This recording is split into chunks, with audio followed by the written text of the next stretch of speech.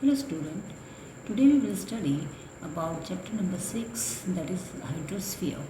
In this chapter you will study what is hydrosphere and what is the distribution of water on our earth and different forms of the earth and what is hydrocycle or water cycle and what is difference between salt water and fresh water, which are the major water bodies of the world and what are the effect of the different kind of ocean movements. And you will also study what is tsunami, what are the tides and what are the factors that affect the movement of the ocean and ocean waves and ocean currents. Okay, all these you will study in this chapter. It means chapter number 6, that is hydrosphere. Okay, here you will study what is hydrosphere. As you know that our earth is called a unique planet. Why it is called unique planet? Because the water that is very important for the all living being that is available on this planet.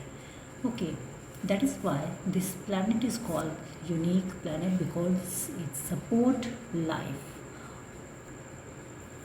If you will go on space, if you will suppose if you are on space, when you will see your planet, it will appear blue. Why it will appear blue?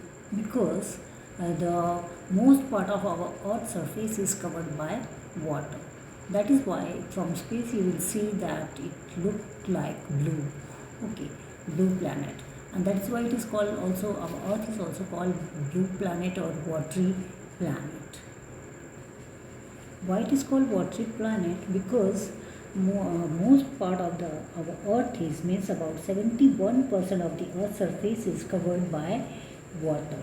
Okay, and the earth is that is why it is called the watery planet or the blue planet.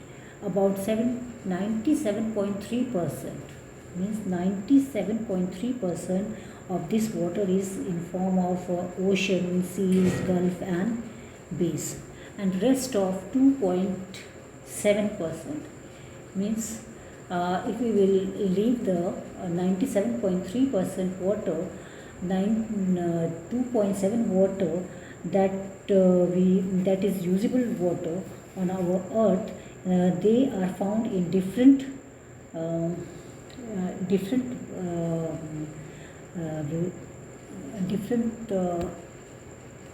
in different water bodies like the rivers, lakes, and freshwater springs. These are or ice caps or glacier. There you will find the different form of water. In mountainous region you will find that in glacier form or in the snow in ice form, and in river in liquid form. So these water which we use in our daily life, that we are getting from our different water resources. The distribution of water is different in our earth's surface, that we will study in this chapter. As you see that the different form of water is present on our earth, when you will see our ocean or seas, you will find most of the water that is available in these water bodies.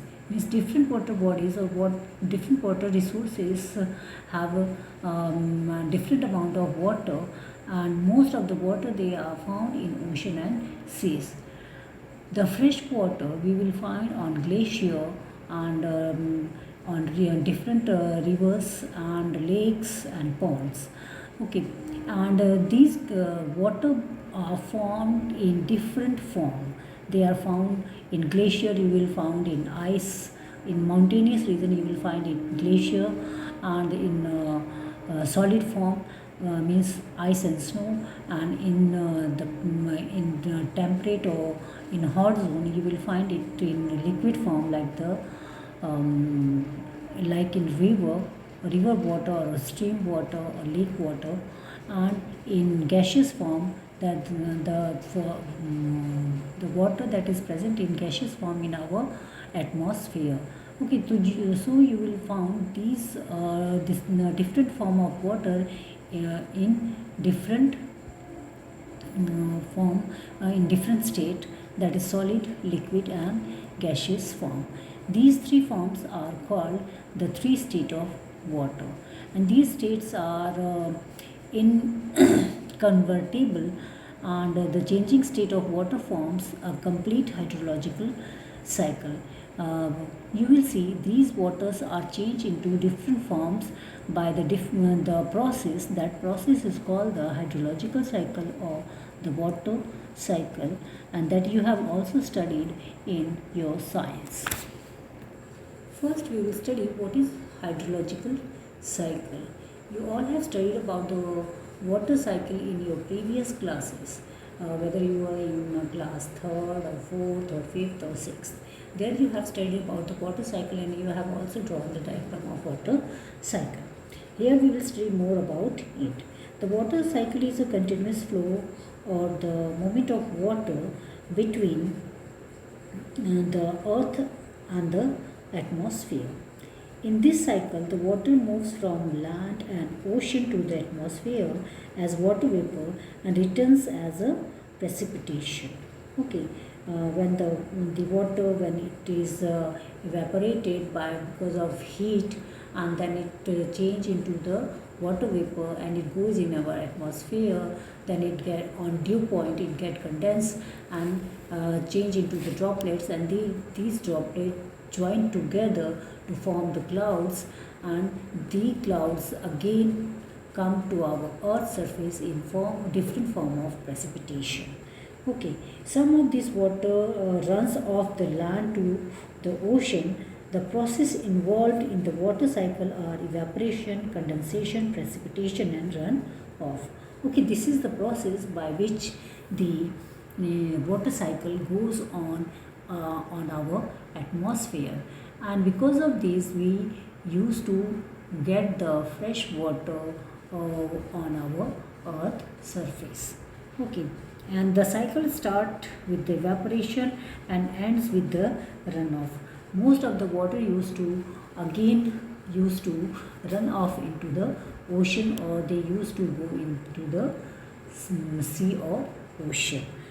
Some part of these rain or precipitation are absorbed by the earth surface, which we used to get as a fresh water for drinking purposes. So this was about the hydrosphere and the different distribution of water, and on next video we will study about the major oceans and their circulation. Thank you.